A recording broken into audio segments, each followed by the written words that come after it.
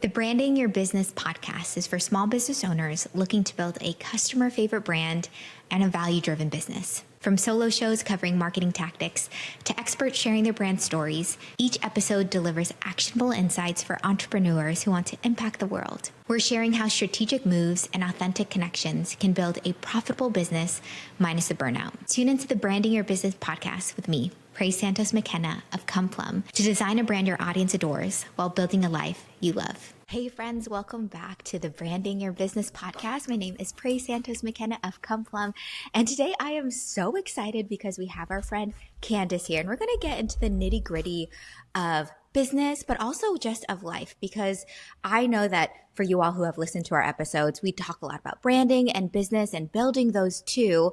But what kind of life are you building and alongside those two things? And this whole view of a person and who you're becoming as you build this business is what I'm really concerned about. And so we'll hear all these juicy intricacies as we chat to my friend Candice. But let me introduce her first. So Candice Thompson, she's a licensed therapist with 20 years of experience in clinical psychology, 15 years as a psychotherapist to be more specific. Along with her practice, she's a speaker in the Silicon Valley on topics related to mental health, and she's an adjunct professor at San Jose City College. She views inner healing as the pathway to authenticity and flourishing. She's a wife, mom, and cat lover too. Okay, like folks who love animals, we know they're good humans. Like we know that to be a fact. So I'm so glad we can learn that more about you. I know Candice and I have chatted a bit, but I was doing some research as, because I want to get into juicy questions for this podcast. And I noticed that you are also a singer. So I do have a question for you. One, allow yourself to introduce yourself a little more, but specifically, if you could do a duet with anybody, any musician in the world, Candice, who would it be? You're a singer, so it could be like you're singing like in harmony, or maybe someone's like on the keys for you. Who is that dream person? Oh my goodness, man, you caught me off guard with this question. Okay, without thinking too much, I guess maybe like Taylor Swift, because that would just be really fun. I haven't thought too much of this question, but that's like the first, I don't know. Her Eras tour seems very long lasting, and that would be a really exciting thing to do. I think that's a great answer. We're going to see her in New Orleans in October, actually. So I'm trying to get our outfits ready for it too. Mm-hmm. I imagine we have a lot of Swifties listening as well. I think that would be super fun. And she keeps on bringing on guests throughout her tour too, like surprise guests. So I can't believe you're going to be one of the surprise ones. We're claiming it. You're hilarious. It's hilarious. But truly, give us a little more color about you. I mean, being a therapist for over 20 years, what keeps you here? What keeps you going? Maybe we'll back up. How did you get started, and what keeps you in this space? Yeah, great. Okay, so 20 years ago is when I started just like my undergraduate education in psychology. And just a little backstory, I thought I was going to be a lawyer. I was like captain of the debate team in high school, and always imagined law would be my thing. And then in undergrad, I didn't like any of the law classes. I thought they were really dry, and it was a lot of philosophy, which I love philosophy, but the application wasn't there. And then I started seeing a therapist on campus, and she was amazing. I absolutely loved her. And I started looking at psychology classes and switched my major because of this woman who, I don't even remember her name. I was 19 at the time, and I always hope one day I'll bump into her at some, professional event. But yeah, so right after that, I graduated and went to USC for grad school and moved back up on the peninsula and started all of my graduate hours here, which take a lot of time, got licensed. And so I've been practicing I've had my private practice for 11 years now. That's incredible. Yeah, hopefully that mentor who didn't know she was even a mentor for you, that inspiration, that hero, will find you someday, probably on the Eras tour, so you can thank her for her service. I love this. My daughter's going to be so thrilled whenever we listen back to this, because she's like the real Swiftie, and we even do not have tickets to the concert, but we have our outfits totally ready. So Just watch the movie, wear the outfits. It's probably We did. very... Yes, we went to the theater and wore the outfits, and it was like so amazing. My daughter at one point was in the front and like got on her knees and had her like hands raised in the air, and I'm like, oh man, this culture, like praising the pop star. It's a cultural moment for sure. And I feel like this is also like a story you tell at her wedding or graduation or something. That's right. Exactly. Embarrass her just a little bit. Yes. Totally. Okay, so you were captain of your debate team. Does the debate, does that skill set come up in your professional life these days? Not debate. I mean, that's the last thing you want to do is like debate someone through their feelings. However, I think what does come up is the public speaking. Obviously, as a therapist, your job is like thinking quick on your feet. It's all oral. And so that is helpful. And I do a lot of speaking engagements. So having that comfortability is also really helpful. And for things like this. So I was a mentor to a local high school this past year, and during an interview, that's something I said is like, oh, the debate team has prepared me so much for life. I mean, think about like doing well on interviews and being comfortable in most speaking settings is really highly recommended. 100%, because it's debate, it's improv, it's that part of the brain that can read people's emotions and react, right. And yes, also to carry your voice. Like those are so many good skills. I could see that. Well, it's really interesting because a lot of my friends, I'm so grateful for all of you who serve in the mental health field, because it's truly a service and a community effort. So first, thank you. And secondly, I love that you're doing more public speaking and you get to be a thought leader in this space too. Can you describe what it's like being a thought leader in the mental health space and what that means to you? Yeah, I mean, this is such an interesting term, and what an honor to say that. I wouldn't have considered myself that up until like very recently. A lot of the things that I'd done speaking wise had been kind of one off, and tech is, I'm a little past the generation where tech was part of my growing up. And so to see more things become like public, and now when I go do speaking events, it's like posted online, and my LinkedIn has gotten some traction. So all of that, it feels really exciting, especially to have this many years under my belt. There is a lot in our culture of people who have like read something or just feel like really brave. And I think this generation just feels more entitled in some ways to like get online and say like, I know this thing. However, I really do know these things, and I've got a lot of years experience to back it up. So it feels really good now to be able to use all of that experience and time and to now speak into the field as a whole, and hopefully have a larger impact on how things are shaking out moving forward. So it feels really exciting. Well, you mentioned that there's, we live in a world where people, in a great way, like share their thoughts so openly, and yet there's folks who share thoughts without clinical experience, without like practical experience or years of profession, and they're just kind of putting stuff out there. And so there's a difference, it sounds like, between being a thought sharer and a thought leader. I love that. That's so good. I could do a whole podcast on just this, right? I have so many feelings and thoughts around the thought sharers in our culture because there are so many, and it drives me nuts, absolutely nuts. I mean, there's people even like on LinkedIn that someone posted just yesterday, like a therapist meme thing on how like, our culture is like using therapists. And this person is not a therapist at all. I think they're in marketing. I've like messaged them privately, just like in the past, hey, like what's your interest in psychotherapy? Anyway, so it's so interesting to see so many people. It is a hot topic to try to like jump on. I mean, the bandwagon, of course, we all ought to value mental health. It's part of all of us.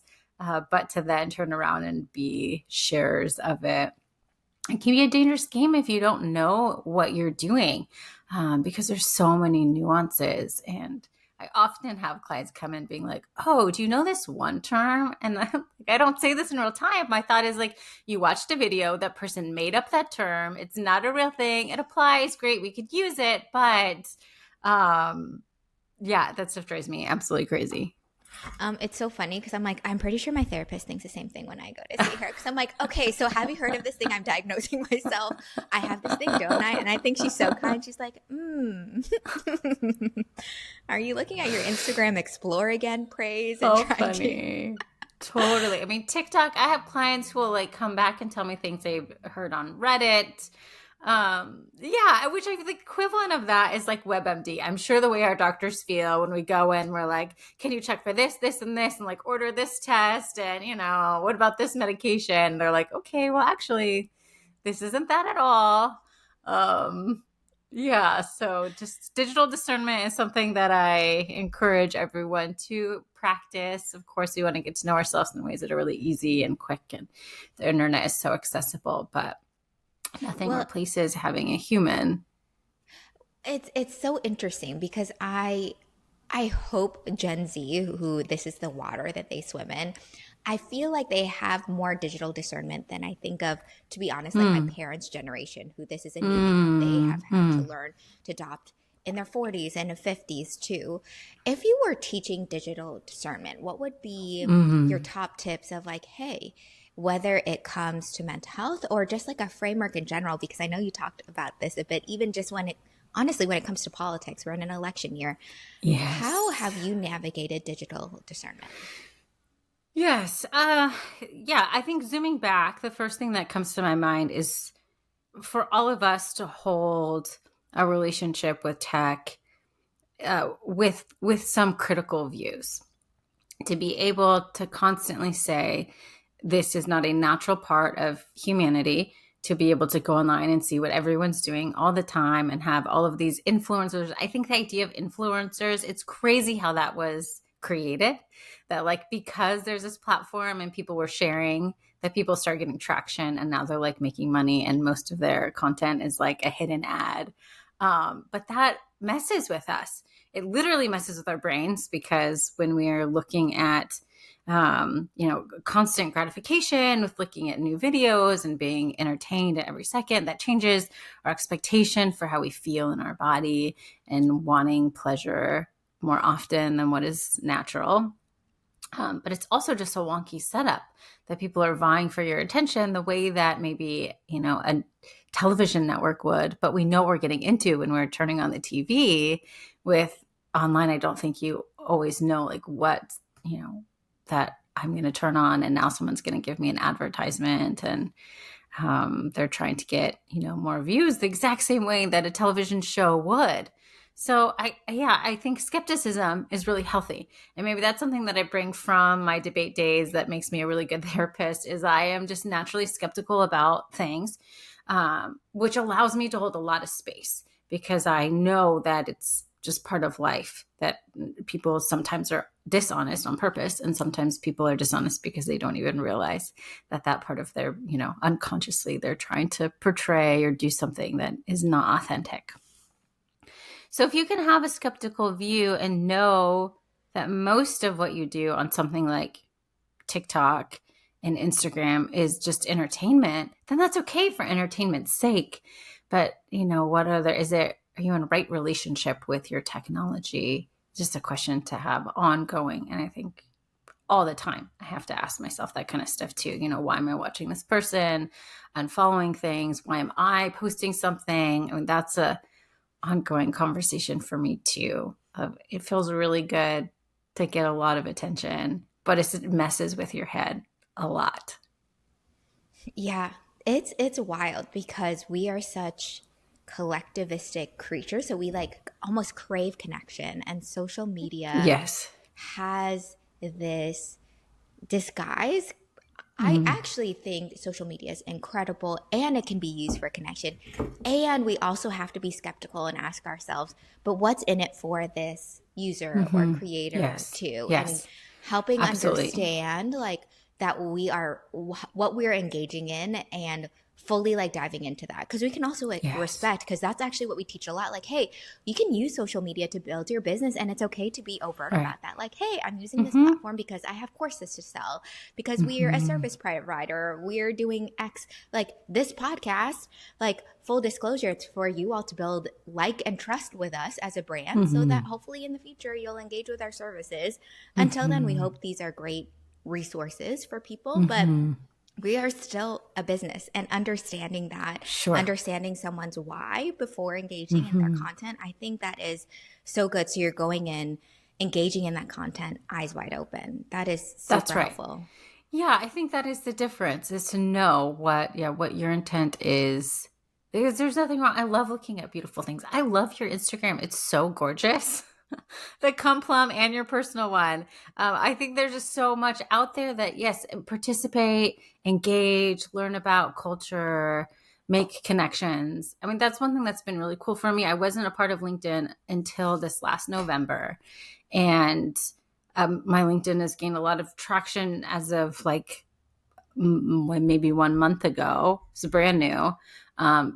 In that way, and already making like professional connections with people where we've engaged on each other's posts. And then I've had professionals reach out to me for questions, or just, some professional connection is nice in that way. So being able to use things, but also taking a step back and recognizing, I don't want to be fooled either. And so, realizing you have a lot of control in the process as well. 100%. Yeah, LinkedIn is a incredible medium, and it's interesting just because all these mediums have their own personalities, and they also have a really specific target audience, even though they're starting to look a little bit like each other. They're adopting different habits of each other. But I really love that you had something go viral lately where you critiqued a tech company in the mental health space. Could you share a little bit about that, and even just share with us some of your hopes for what you want the mental health space to be and look like? Yes, great. So the first thing is, you're right. They all have like different intentions. And one thing that I have fallen in love with LinkedIn is I just came out of a season. I mean, I'm a mom. The early years of being a mom take a lot of your energy. And also COVID had happened. And so coming into a season of life where I have just a lot more creative energy and capacity for my work, LinkedIn was like the perfect place at the perfect time for me, because now I could really engage publicly as a therapist. And my job is so private. I feel very appreciated by my clients, but that's not something I could ever share with other people.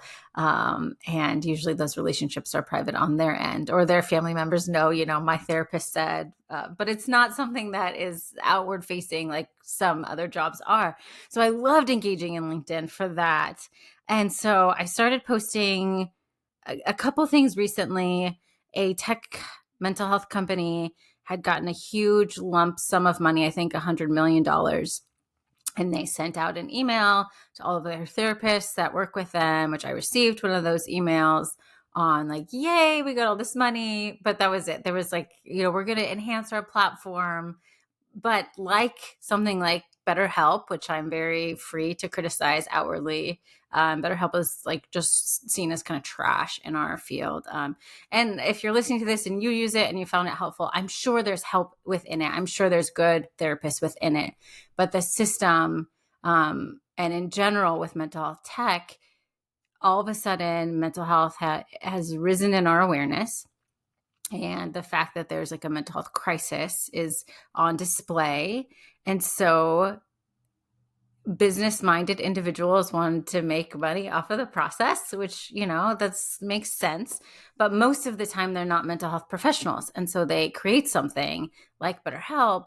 And then to make money back from their VCs, you have to charge more for the client. I mean, it's not as much as a private practice, but they're charging more than they're giving to the provider. And so then providers are getting paid very little in comparison. And it's a profession that takes a lot of years, equivalent to something like a dentist.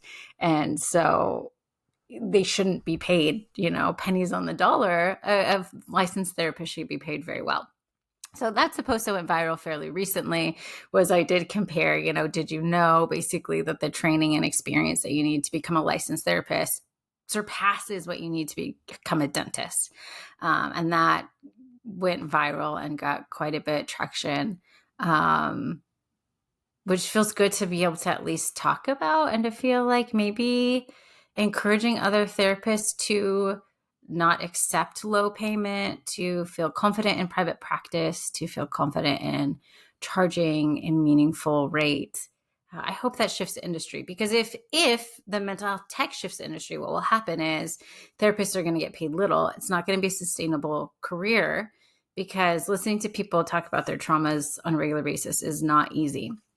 And so you can't work 40 clinical hours a week. You will burn yourself out very, very quickly. So most therapists, their cap is somewhere between like 20, 25 clients a week. That would be full time.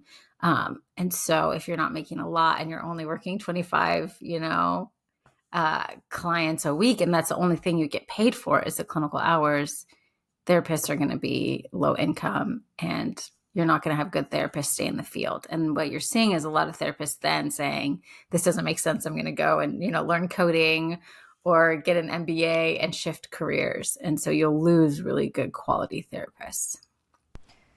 This is just like a justice issue. Therapists, again, like I just want to thank you again for the work you do, but it's kind of similar of like a broken system of, we also don't pay teachers enough. And these are like cornerstone in our society. We don't pay therapists enough, cornerstones in our society. So a lot has to change and shift so that the gap is filled, so that they can have great livelihoods. And we are big proponents of that in anyone we mentor in business too, of charging your worth and truly understanding like the cost of your services and the value you provide to folks too, because journeying with people through their trauma so that they can have a fully, like a more thriving and abundant life, it helps everybody, right? It helps them personally. It helps their relationships. It helps them become better citizens in a society too, more productive citizens. It's even an economic problem, right? Where like folks can show up even better to work. So I feel like this is, sorry, I'm now getting on a soapbox too of like politicians should pay attention to this too, just because it will help society as a whole if we have great therapists helping our neighbors, helping ourselves, so that a whole community can thrive. And a lot of that starts with being fairly compensated, which is a whole other issue, because we had an incredible therapist in one of our like business cohorts too, and she was also struggling and like she needed more private pay clients, because even if your insurance covers it, they also get paid less as a therapist too. And I'm just like, this is so frustrating, because even as a client, like I want therapy to be fully covered by insurance. I feel like that's a right, because mental health, I have been with a therapist for like over 10 years. I really needed to be able to do all that I do too. And so even the like insurance industry is really messed up when it comes to therapy as well. And so there's so much that needs to be done so that really talented, caring humans can care for other humans too. I have a solution. Okay, good. Tell me, Candice, how are we going to do it? I think this, so the history is that psychotherapy was always like private pay. And then you have the nonprofit sector, which when you're working for a nonprofit, typically you're either earning your hours or, I'm getting paid less, but I'm doing a service for the community. Otherwise, psychotherapists were, private paying doctors for the most part at the start of the field. And so it's only more recent that insurance companies reimburse, which in that way is great for clients. But as you say, they reimburse less than they would reimburse even a nurse practitioner for your 20-minute, telehealth consultation call. That nurse practitioner's 20 minutes is more valuable insurance-wise than the 50-minute therapeutic hour. So I think you can make good money as a therapist. This would be the solution. I would say, revolt against any tech. If mental health tech doesn't have therapists, they're going to have to turn to AI. That is completely unethical. You can't practice without a license. So I don't think an AI therapist is going to work anytime soon. So private pay, so that's what I do. A therapist told me when I was young in my career, good therapists don't take insurance. But I provide a super bill. So if my clients have insurance, they pay up front, then they take that super bill and they get reimbursed from their insurance company, which can work for everyone if insurance companies provide more compensation for a reimbursement for the client, and if there's a quick system where they're being able to reimburse fast. So that, I think, would be the solution, is to have a private pay system. And it is an investment, and I understand not everyone would be able to do that. If you cannot afford it, I think that's when you go to, there's plenty of nonprofits that offer free or reduced paid therapy services. Medi-Cal covers therapy, and there's therapists that are on the Medi-Cal Medicare panels. And so certainly I think everyone can get therapy through this model. It just would need to rely on the insurance companies to reimburse those rates. Yeah, that's fascinating. Yeah, it sounds like what you're saying for the therapist, they like the private pay model is like the most sustainable model. And there's Correct. folks who honestly feel like a big tug to work at nonprofits and to like knowing that, hey, I'm not maybe getting paid as much or I'm earning my hours here. And that's how it kind of gets balanced out so that you still have a really talented therapist. So therapists, because you have to get 3,000 hours to become licensed, it takes a lot of time. That's 3,000 clinical hours. It's not just a 40-hour week and everything counts. That's person-to-person hours. And then within that, there's a breakdown of how many hours you have to do providing group therapy, therapy with couples, therapy with families, therapy with children, which is all good. You want a therapist to be highly qualified and experienced before they're licensed. But because it takes a lot of time, most individuals get their hours at nonprofits. I see. Okay. Yeah. From my therapist friends, it seems like to track actually. Yeah. They've worked in a couple nonprofits leading up to it too. How would folks find those resources? They just go to like a Medi-Cal website or just use Google to find free therapy? Yeah, that's or a good question. I would say whatever the thing is that you're looking for, if you're struggling with a certain type of addiction, Google that thing. Or if it's like an eating disorder, Google it and look for nonprofits in your area and call them and ask them. They typically will have free or reduced fee services. So that's something that you can find. Schools often provide counseling. If you're in a college, there is a grad student who provides free counseling on your college campus. You can find sliding scale fee therapists. So when someone's trying to get hours and they're in a private practice. So I'm just about to actually, I'm hiring someone this week and taking on an associate. So associates usually are charged less, so you can get a better rate that way. And churches, often churches have some kind of fund where they help, for all sorts of different things, like some type of mercy fund. And many times I've had clients reach out where their church is the one that reimburses. So if you're, financially strapped, I think there are a lot of creative ways that you can look into getting therapy covered for you. That makes me so happy. Well, as you've built your private practice, what we talk a lot about on this podcast is building a brand. What's so important is knowing your why and also knowing your who, and it's really niching down. Do you have a favorite kind of person that you like to work with as a therapist, and who are they and why did they become your kind of favorite person to work with? Yeah. I love that idea of branding.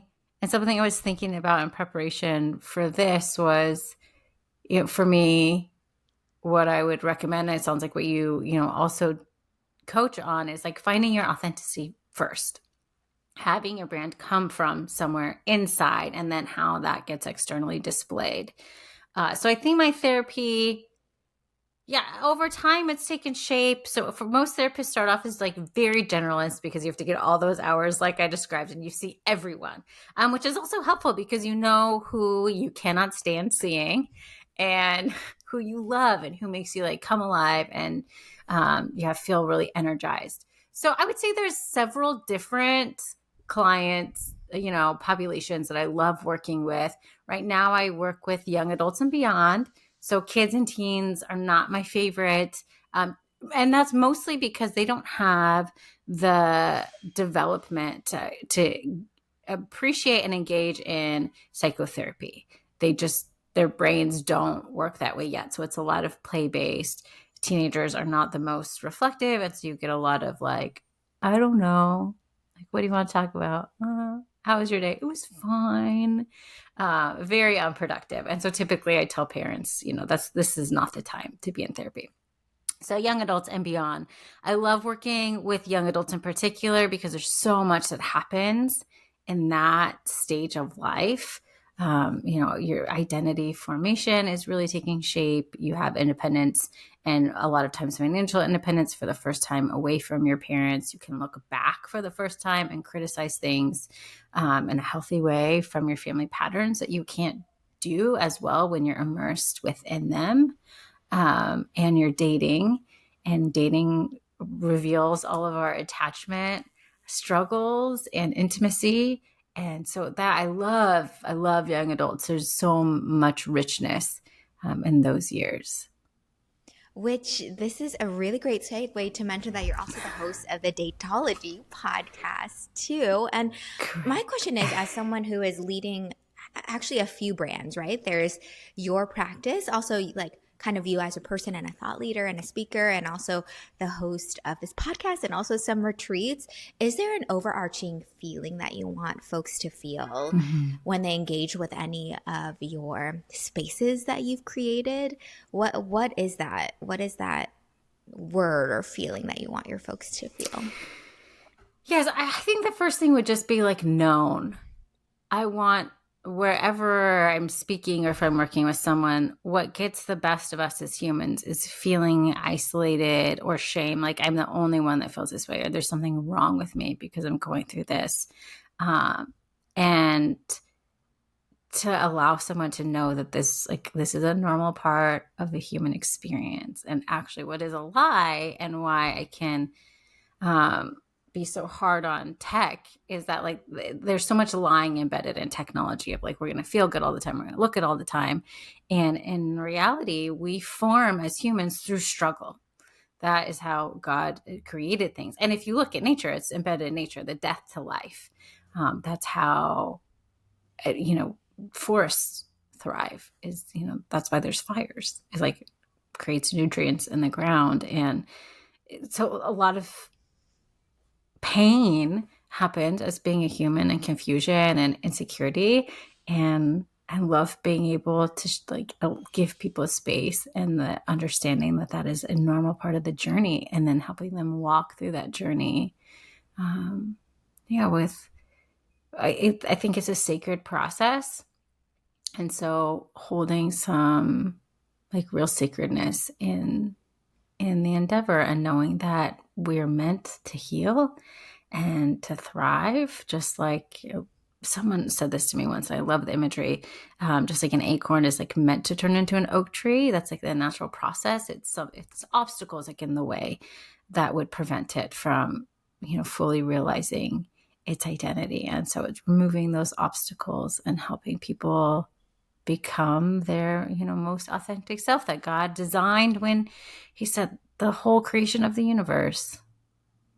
Let the acorn be the acorn that it's going to be, the oak tree that it's going to be. But I love that visual of helping people feel known, and perhaps even journeying with them for them to understand that they were made for something. And oftentimes our past, how we were raised, the environment around us are these challenges that get in the way. And at the same time, when I'm hearing from you, that's like common, and that's for everybody too. It's yes. These challenging things that, it's the classic like caterpillar, like becoming a butterfly. It has to push its like way through in order to get the like extra juice in its wings, the strength in its wings to become the butterfly, right? So Yes. even though we hate to see our friends in struggle, we hate for our friends to be at a point where they really need so much support from mental health providers. And yet Mhm. perhaps it seems like this is the way to become the oak trees that we were meant to be. That's right. I mean, I think therapy uniquely provides a space for that natural process to take place in a really secure, healthy environment where other people might try to support you. And because of their own, flaws and wounds, they might actually provide harm within that process. But the butterfly analogy, I love it so much. And one of the reasons I love to even deepen it is that, we often see the butterfly as like that's the culmination, but we don't think about the whole process. Like, what if the caterpillar really wanted to be a caterpillar? What if he loved being squishy and walking around with little fur on his back, and then he's naturally placed into this process where basically the caterpillars like liquefy to reform and to turn into a butterfly, and then yes, they have to like rip through, and there's something completely different. And that no one feels good when they're cocooned or liquefied or taken out of some comfortable stage of life and placed into something that is completely unknown. And yes, that is a natural process of human formation. It's happened our whole lives. It's just different when we're adults and can see it and analyze it. But of course, when you're a baby, it happened all the time. That's one of the beauties of being a mother, is seeing like, oh, my child is constantly in formation, constantly learning new things, and has a new body all the time. And that doesn't change when we're in adult bodies. It keeps going. We're just normalizing that process in each stage. Totally. I was thinking about that the other day because I remember as a kid, I was always complaining to my mom that my legs were aching. And she always had to Oh, explain yeah. to me, yeah, because you're growing, like you're getting taller and it's going to hurt a little bit. And I remember as a kid, I don't want that. I just want to play with my friends and not have to think Mm-hmm. about it or not like Mm-hmm. be achy in the middle of the night. But like, hello, puberty had to Yes. happen, had to grow and get Yes. taller. And but Yeah. it's so interesting to remember of like, oh yeah, for growth to happen, there's oftentimes like pain has to happen, and that's part of the growing process. Even when we resist growth, even when there's like resistance of no one wants, most people don't want to change. Like we resist change so much, yet change is inevitable. Change is a part of life. And when we coach a lot of business owners, for a lot of the listeners on the podcast, we share so many like tactical ways to build your brand, tactical ways to build your business. And a lot of the work that we have to do is a lot of our mindset work, a lot of our mindset Mm-hmm. that it's okay to change. It's okay for this to be uncomfortable. It's okay for these things to hurt. And I'm curious, for those that you work with in your practice, these young adults, these folks here in Silicon Valley who are going through a lot of challenges. Are there common ones that you see, like common struggles with folks who are in the workplace or trying something new? And what kind of struggles are those? Yeah, that's a great question. And so, what's unique about being in the Silicon Valley and what I love is that you get a lot of high performers, people that are great at what they do, that are smart, that they're in positions of power or getting into more positions of power, um, which is just really interesting. And so, common themes, I think that it's like really across the board. The CEO has the same problems as like the teachers I've worked with, which is just fun also to see of like, yeah, the person that's making millions of dollars has tons of stress about keeping, being able to pay all their bills because now their life costs millions and millions of dollars. And so anxiety, insecurity, trying to connect with like intention and authenticity, the temptation to turn to addictions of any kind for comfort. It's just human spread. And there's so much within humanity that requires a lot of tenderness. And I think this is where, when it comes to like therapists versus coaches, I love that for you, for example, your coaching is like branding. I love when coaches have a very concrete theme, like, I'm helping with a career. I'm helping you become a better public speaker. I talked to a coach that like specifically helped people like apply for TED Talks. Concrete coaching makes a lot of sense. And it's the same way you would think of like an athletic coach. But an athletic coach is not a physical therapist. And that would be the difference here of, when people go to coaches for mental health, coaches don't have that same type of like rigorous training required as therapists do. And so they can miss things. Like if someone is high performing, they might miss workaholism. They might miss some narcissism. They might miss that someone's having actually like a manic episode and it looks like they're achieving and they're actually in a really imbalanced place. And so that's where, if I just jump in this topic, quickly, it is illegal for a coach to provide psychotherapy because it's practicing without a license. It's completely unethical. If you're seeing a coach and they're talking to you about your mental health, they might not realize that they're in unethical territory. So making sure that people are getting the right providers. Yeah, that is a huge thing because oftentimes, well, what's tough is that a lot of people don't have the disposable income to like invest in so many resources into themselves, which Sure. Remember, I want to highlight this is an investment and oftentimes your investment has an ROI. So for those who are like considering hiring a coach or seeing a therapist, know that the investment is worth it and often like repays itself in certain ways. And for us, our approach, and I've had this modeled really well for the coaches I have, they will be very clear like, hey, we'll talk about different things just because for us, business and life so much blend together. And we really recommend when folks work with us to also be seeing a therapist at the same time because it'll unearth so many vulnerable big things. Right. And even though we could be a safe space to vent and talk about things, to your point, I'm not trained to diagnose or call out anything that might be of a deeper medical work that I'm going to need a lot of years of training to be able to truly like know and diagnose and be able to see. And I think it's really beautiful when folks can work in tandem so that they can have a coach to help them on their TED Talk while they're also working with a therapist to help them overcome a lot of those anxieties and fears and past traumas that would keep them from being on the stage, right? And so if you could have both, that would be really beautiful. And I love having clear boundaries so that folks can understand how they're getting support and help and from who and for why and what those folks have the right to say in their life and what they don't have the right to say. That's huge. Yeah, absolutely. I think clarity and consent go a really long way. And I often have, mutual referral sources with coaches because, so, this happens all the time for me. I have a client who lost their job and then they, need to build their resume and they're feeling overwhelmed. And I'm like, great, I have that career coach that I could refer you to for that like really specific thing. And absolutely, I think that there's room for everyone when people, know where their lane is and can stay within that. Yes.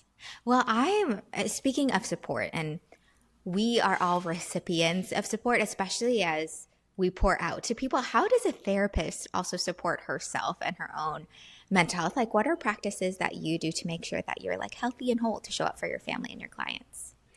Yeah, good therapists have good therapists. And when you're doing your training, like getting therapy is a part of your hours too. So I utilize therapy when needed. I've worked with coaches before as well. I think for any helping profession, boundaries are the biggest key, is making sure that you know really where your role starts and stops so that you can like maintain your own capacity. And it's hard in helping professions when, especially new therapists, they want to take someone's pain away very quickly. They want to be a solution. And you have to learn that's a very long process, that it takes lifetimes for people to form and to heal. Not that there cannot be gradual steps along the way, but there's nothing that one person could do to fix it, as wildly codependent. And so, for me, knowing that my 50-minute sessions, that's when I think about my clients, is during that time. And I don't, I close their files and I don't think about them in between. I don't check up on them. That's something like BetterHelp also does that drives me nuts, is that they offer texting services.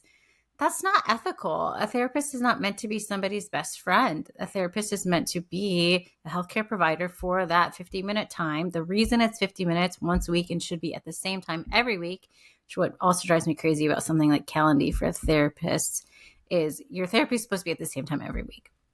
Because what happens in the brain is it models secure attachment the way that this attachment was formed when you were a child with your parents. And so there's a lot of unconscious things happening behind the scenes. Sorry, I'm deviating from your question. But keeping that structure as a therapist is also helpful because it helps me. I know I see the person at the same time every week. It's done, and that's my role. And I'll see them the following week, and I don't feel responsible for the choices that they make in between. And that helps a lot to then I'm done with work and I can transition to the other roles in my life. And of course, making sure that I have good community and I'm working on, my mind, body, spiritual being is really vital. And I often feel like that even like spiritually, like part of being a therapist, like God integrated us into multifaceted beings. And so my therapeutic side is an extension of my spiritual self. So many layers, so much interconnectedness too. Absolutely. Yeah. Well, I know that some folks meet with you on a weekly basis, and you also have some special spaces that you're creating coming up. Would you like to talk to us about like the Datology event coming up and also your date retreat for women here Yes. in the Bay Area? Yes. So something that I love to do is speaking engagements of all sorts. And I've done speaking engagements for, at least 10 years now. But this is where coaches lately have really inspired the heck out of me is when I see on LinkedIn, coaches do so much. And there's something about that industry that like knowing your worth is just fully on display. And so being so inspired by coaches out there, someone like Ruthie Kim, who like, man, she does it all. And I can just learn so much from seeing that and just realizing like, oh, what's possible. And so in this season, my goal for myself is 12 speaking engagements this year. I'm going to surpass that, which is really exciting. And some of those events I've created myself. So there's a few dating events coming up. So I do have the podcast Datology. It's a resource online for Christian singles. And we don't typically record, but I'm recording a few fresh episodes because I'm partnering with Menlo Church in Menlo Park on September 15th. And this is just like a really small, like in-person event where I'll be talking about healthy dating. And so anyone that is single and, I would say probably under 40 is welcome to come to that at Menlo Church in Menlo Park, September 15th. There's a larger event that was supposed to be that event that just like split off into a different event. Basically, someone who formerly worked at Menlo wanted to have this really big night, like out with drinks and appetizers for singles, and the church wasn't on board for that. So that person, for other reasons, no longer works with Menlo and is crafting that event. I think right now the tentative date is October 4th, and they're working with an event planner to secure space. It'll be a ticketed event. And that one I'm really excited about. Yeah, I think it'll be really fun. And I'll be there doing like some short speaking stuff, but I think there's going to be other like activities, and they're going to try to like pair people, based on like some kind of assessment. So that's happening. That should be really fun. And then I have a women's retreat, October 26th. I'm still opening, still taking registration for that. And that is it's myself, another clinician who is a certified art therapist, and an OT which is an occupational therapist who is a certified yoga instructor. And so it's going to be a day of, it's a really tailored care. So we only have 20, openings available, and there'll be yoga and some therapeutic conversation and food and time for reflection and some art therapy. And so I'm really excited about that event in particular. I think it's going to be really great. And yeah, if anyone wants to sign up for that, you can find the registration on my homepage at www.candicethompson.com. That's so good. Yeah, this is so helpful just because I feel like in our Western society, in our culture, we can get so caught up in the doing. And I see this in a lot of the people we coach.